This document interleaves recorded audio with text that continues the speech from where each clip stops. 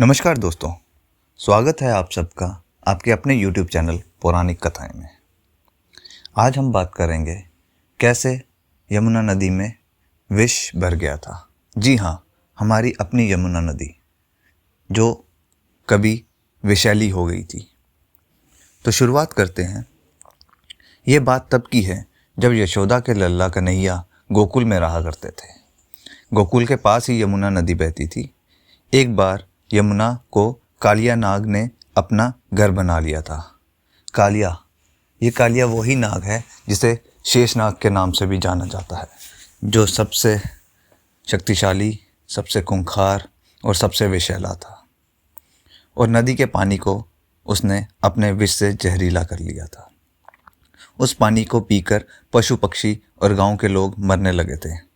एक बार श्री कृष्ण अपने दोस्तों के साथ खेलते खेलते यमुना नदी के किनारे पहुंच गए और खेलते खेलते अचानक से ही उनकी गेंद नदी में गिर गई।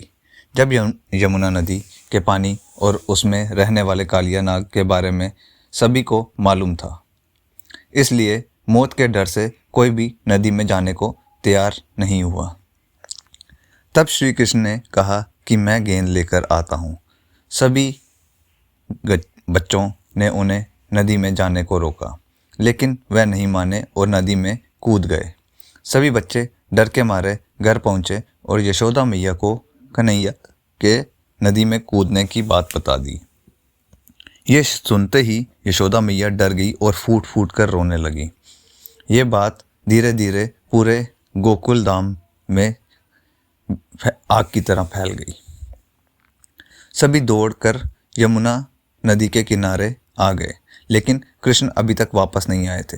वही नदी में कृष्ण को देखकर कालिया नाग की पत्नियों ने उन्हें वापस जाने को कहा, लेकिन कृष्ण नहीं माने और तभी कालिया नाग जाग गया।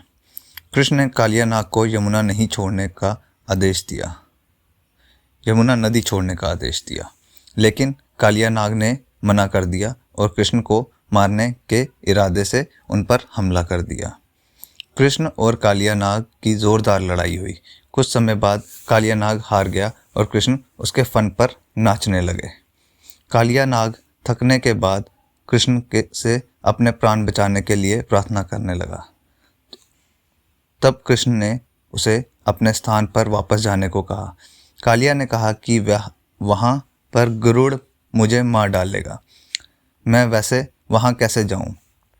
इस पर कृष्ण ने कहा कि मेरे चरणों के निशान तुम्हारे फन पर हैं, उसे देखकर गरुड़ तुमको कुछ नहीं हानि पहुंचाएगा। इसके बाद कालिया नाग श्री कृष्ण को अपने फन पर उठाकर यमुना नदी से बाहर लेकर आया। इसके बाद अपनी पत्नियों के साथ अपने स्थान पर चला गया। कृष्ण को सही सलामत पाकर सभी बहुत खुश हुए और गोकुल में उत्सव मनाया गया। तो ये थी श्री कृष्ण और कालिया की कहानी, जिसने हमारे प्यारी यमुना नदी को विषैला कर दिया था। बट श्री कृष्ण की मदद से यमुना नदी बिल्कुल एकदम पवित्र हो गई। मेरे साथ बने रहने के लिए इस चैनल को सब्सक्राइब करें।